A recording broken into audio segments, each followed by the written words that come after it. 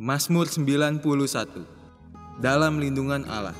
Orang yang duduk dalam lindungan yang maha tinggi dan bermalam dalam naungan yang maha kuasa akan berkata kepada Tuhan, tempat perlindunganku dan kubu pertahananku, Allahku yang kupercayai. Sungguh, Dialah yang akan melepaskan engkau dari jerat penangkap burung, dari penyakit sampar yang busuk. Dengan kepaknya Ia akan menudungi engkau. Di bawah sayapnya engkau akan berlindung. Kesetiaannya ialah perisai dan pagar tembok.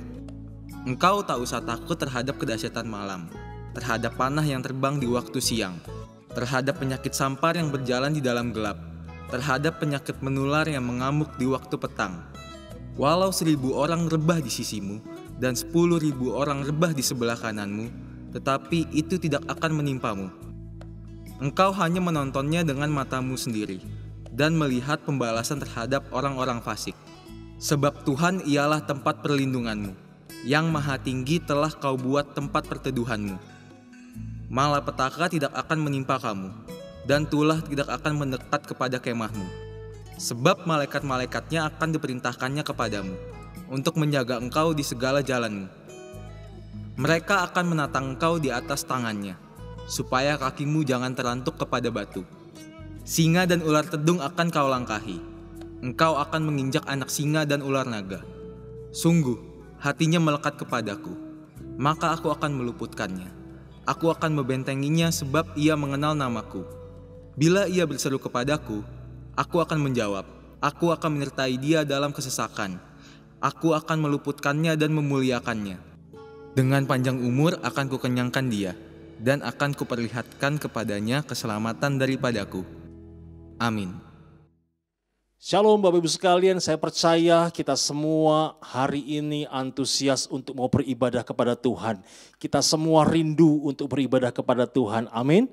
Bapak Ibu sekalian, kita sudah masuk di bulan November dan kita sudah cukup lama nggak pernah bertemu sama-sama, kita nggak bisa bersekutu, kita nggak bisa bersama-sama dan bertemu, bertegur sapa. Dan sebab itu Bapak Ibu sekalian, setelah ibadah ini kami akan mengadakan fellowship melalui Zoom. Bapak Ibu sekalian bisa mendapatkan link Zoom melalui kotak deskripsi di bawah ini, dan Bapak Ibu sekalian bisa ambil bagian melalui Zoom setelah ibadah ini selesai.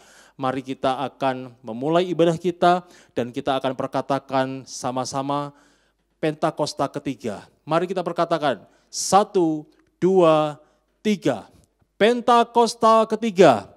Pentakosta ketiga adalah pencurahan Roh Kudus yang dahsyat di zaman now, melebihi yang terjadi di Azusa Street.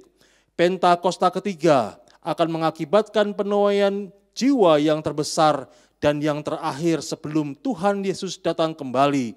Pentakosta ketiga akan membangkitkan generasi Yeremia, yaitu anak-anak muda yang dipenuhi Roh Kudus, cinta mati-matian kepada Tuhan Yesus, tidak kompromi terhadap dosa, dan akan bergerak untuk memenangkan jiwa. Pentakosta ketiga lahir di Indonesia dan bergerak ke bangsa-bangsa. Gerakan ini dari timur ke barat dan akan kembali ke Yerusalem. Pentakosta ketiga akan memberikan kuasa untuk menyelesaikan amanat agung, dan setelah itu Tuhan Yesus datang kembali. Sama-sama katakan amin. Haleluya.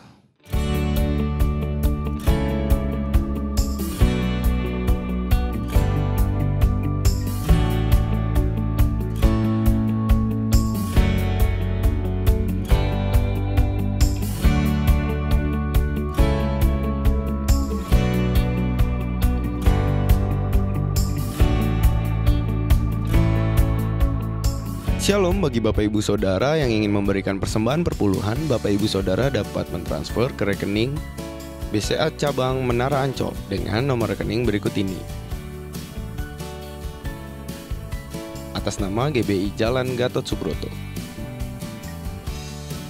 Dan bagi Bapak Ibu Saudara yang ingin memberikan persembahan diakonia, Bapak Ibu Saudara dapat mentransfer ke nomor rekening berikut ini. Atas nama GBI MTH Square.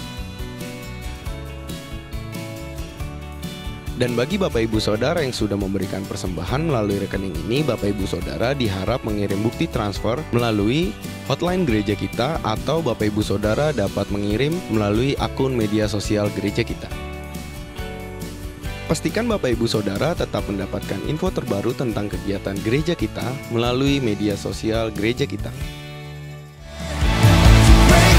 Music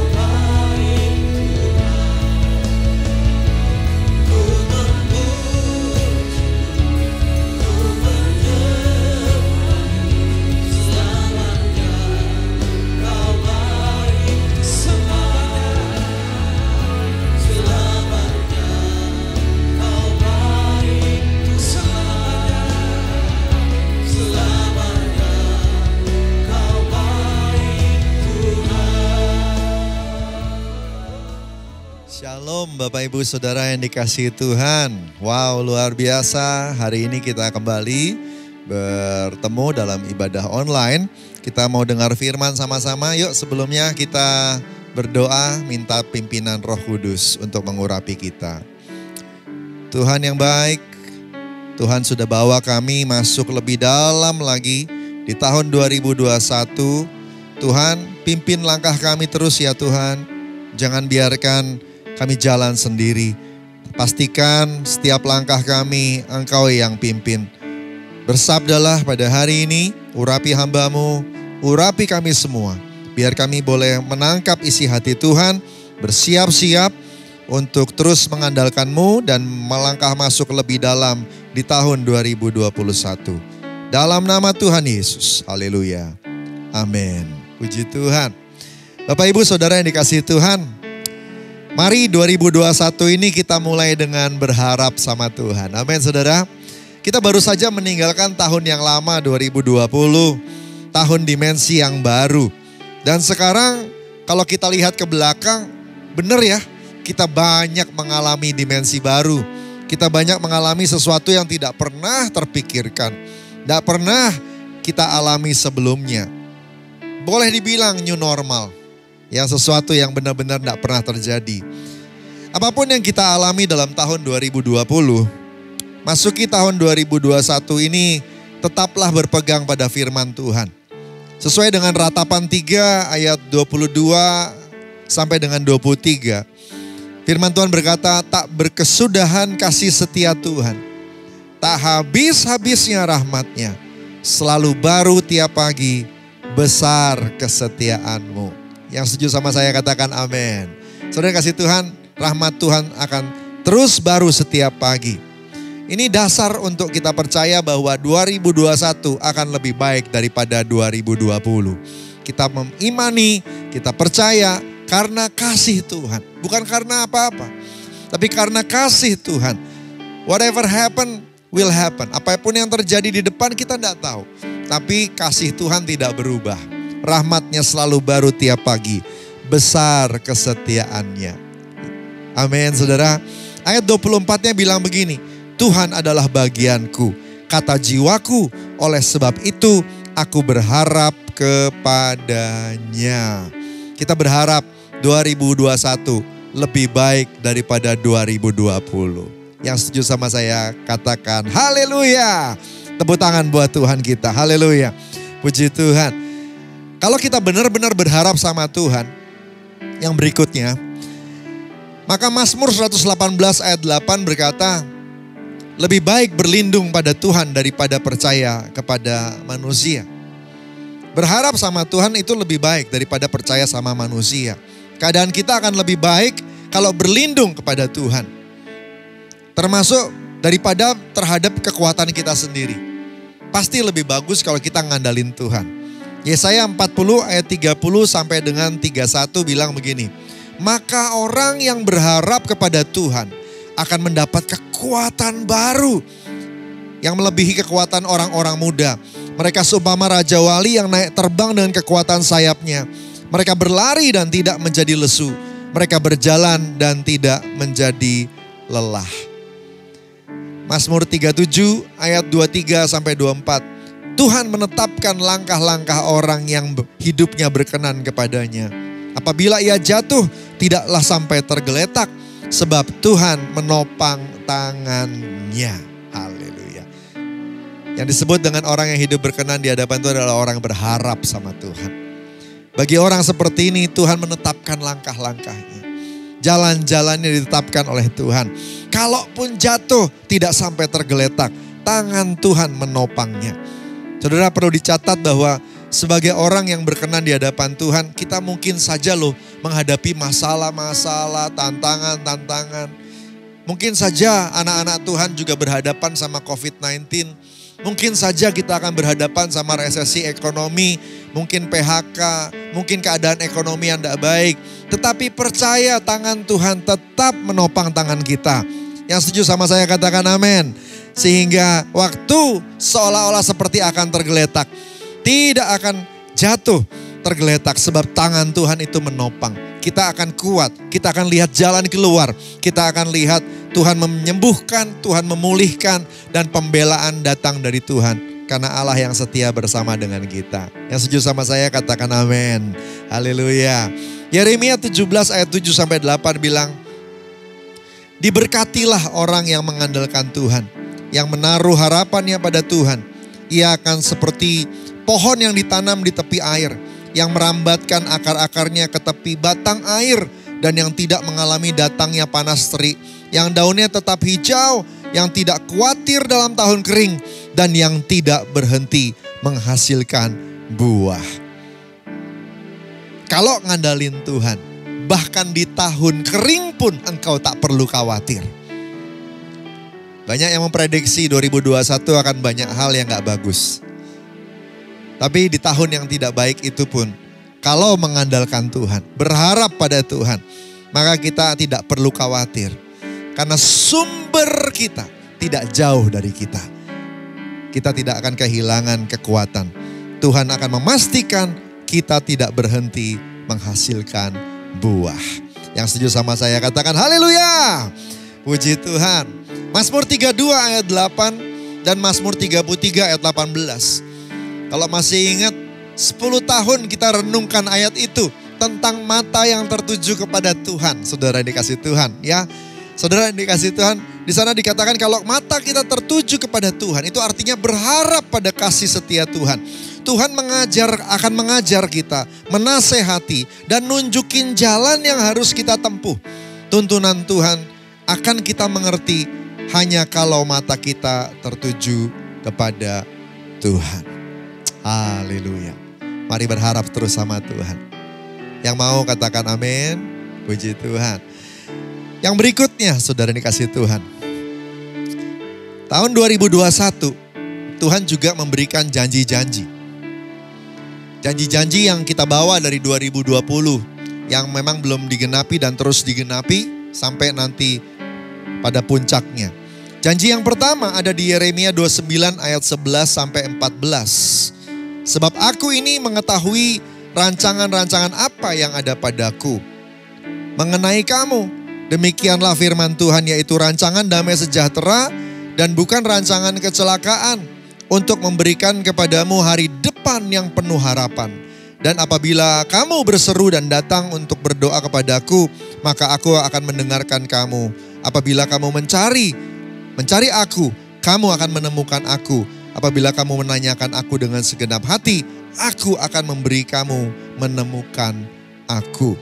Saudara, ingat janji Tuhan ini hanya ditujukan kepada orang-orang yang mau mencari Tuhan, menanyakan pada Tuhan. Apapun yang kita putuskan, tanya dulu sama Tuhan. Saya merenungkan perenungan ini ketika membaca kitab Raja-Raja dan kitab Tawarikh, saudara. Raja-raja yang diberkati atau raja-raja yang hidup dengan standar Daud pada zaman itu, dikatakan adalah orang yang selalu mencari Tuhan. Dan dalam perenungan saya berpikir begini, kenapa orang ini masih mencari Tuhan? Bukannya Tuhannya sudah ketemu? Ya. Nah, saudara yang dikasih tahu, ternyata yang dimaksud dengan mencari Tuhan itu adalah gini, saudara. Mencari tahu apa yang Tuhan tetapkan. Mencari tahu apa yang Tuhan mau. Mencari tahu apa yang Tuhan perintahkan. Jadi ada kasus-kasus, ada banyak hal dalam hidup kita. Kita tidak sembarangan untuk kemudian memakai pemikiran kita saja. Tapi kita mengandalkan pemikiran yang datang dari Tuhan. Kita tanya Tuhan, tanya firman-Nya, cari hadirat-Nya. Kita mau menyesuaikan diri dengan seleranya Tuhan. Dan ini tidak mungkin dilakukan hanya berdasarkan pengetahuan Alkitab saja. Kita mesti tambahkan. Kata ditambahkan itu berarti pengetahuan Alkitab plus hubungan kita dengan Tuhan. Amin, saudara. Tidak bisa hubungan doang lalu kemudian tidak ada pengetahuannya juga. Ya, dua-duanya harus ada. Saudara yang kasih Tuhan, baca Alkitab dan miliki waktu dengan Tuhan yang berkualitas. Dua-duanya ini ada, maka engkau akan lebih lagi mencari Dia. Mencari Tuhan. Kalau ini sering kita lakukan atau konsisten, komitmen kita lakukan. Membaca Alkitab, membangun hubungan dengan Tuhan. Nggak mungkin kasih itu tidak muncul, itu nggak mungkin. Pasti muncul. Dan cinta pada Tuhan, mengasihi Tuhan, itu yang jadi kekuatan kita nanti dalam keadaan apapun. Diumpamakan seperti pohon yang ditanam di tepi aliran air. Nggak lepas dari sumbernya.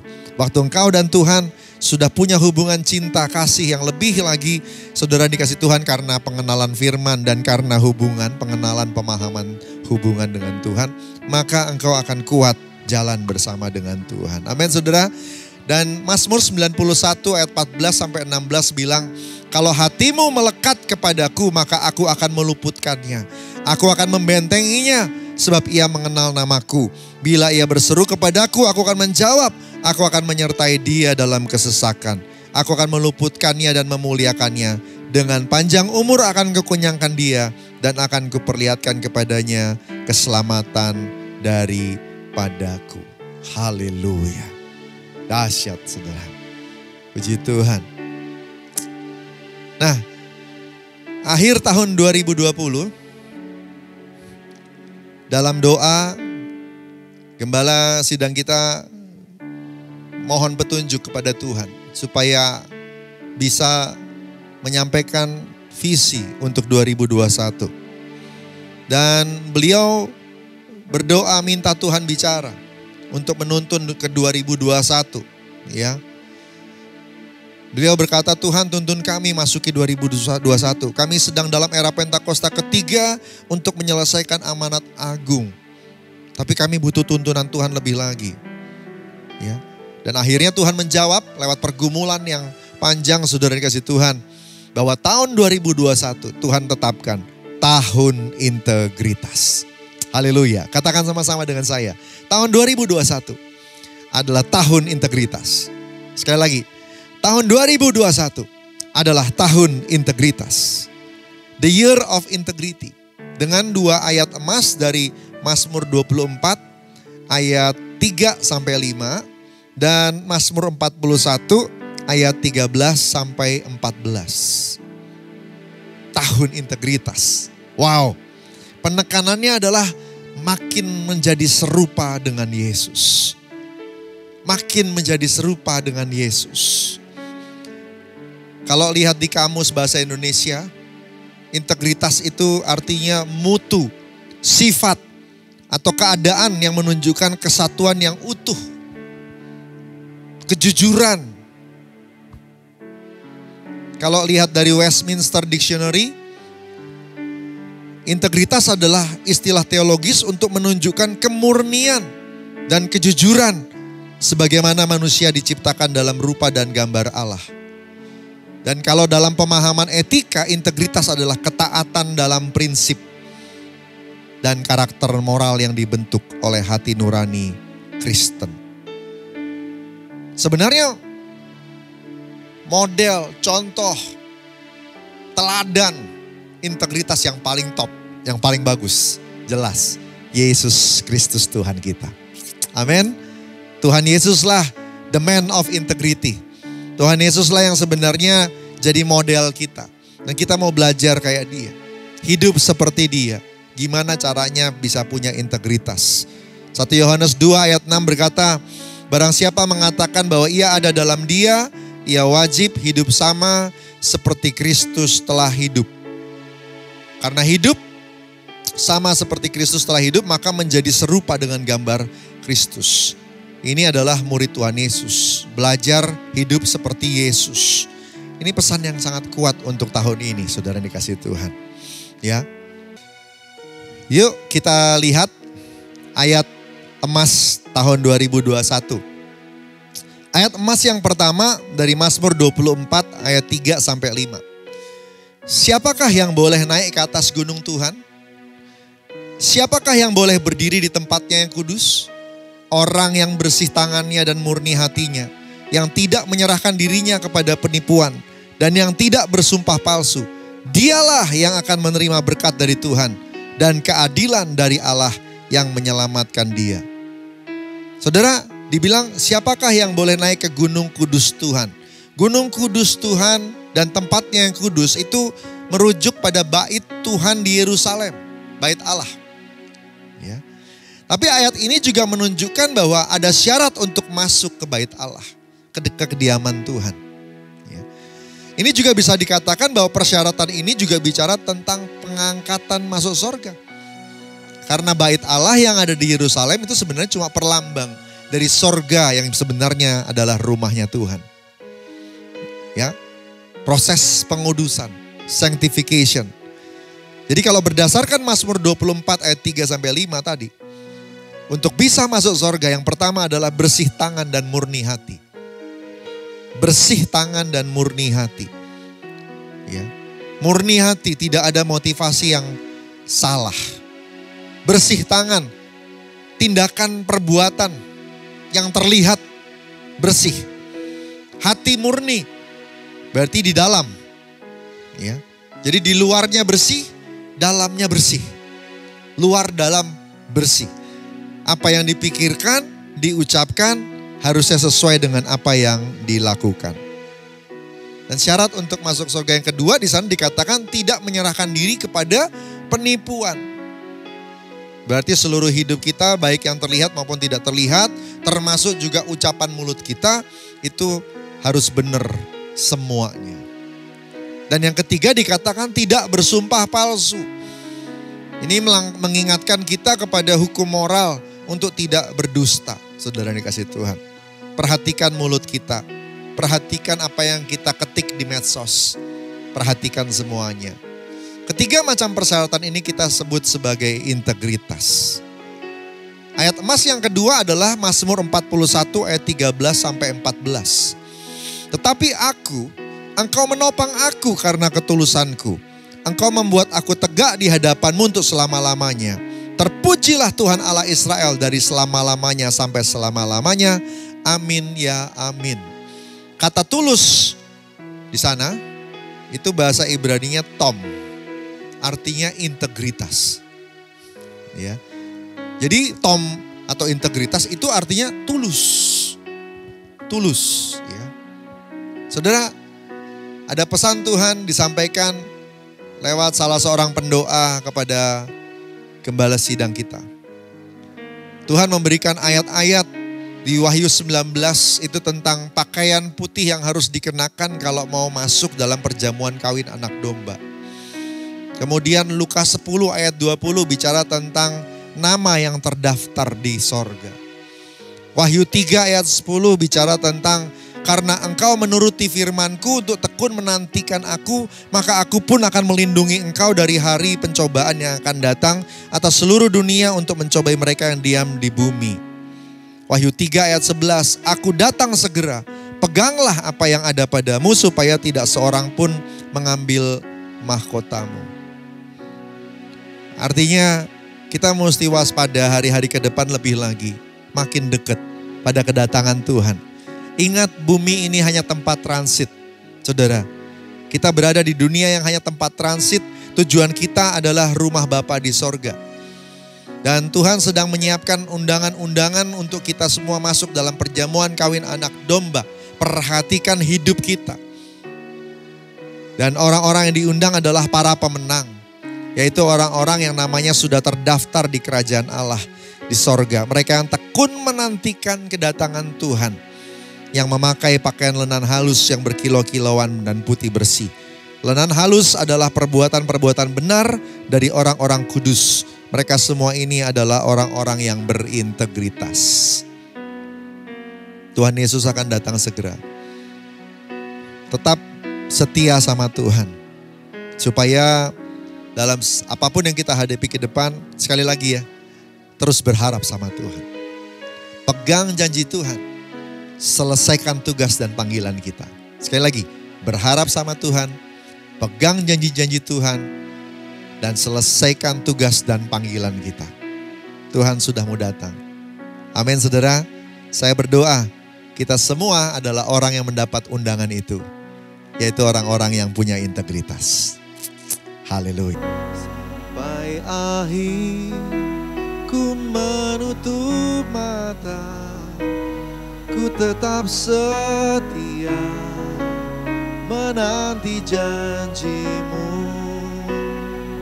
sampai ku dapatkan mahkota kehidupanku. Ku tetap setia melayanimu sampai akhir. Ku menutup mata, ku tetap setia menanti janjimu, sampai ku dapatkan mahkota kehidupanku. Ku tetap setia melayanimu. Sekali lagi, sampai akhir. Ku menutup mata, ku tetap setia menanti janjimu, sampai ku dapatkan mahkota kehidupanku. Ku tetap setia melayanimu, ku tetap setia melayanimu, ku tetap setia melayanimu.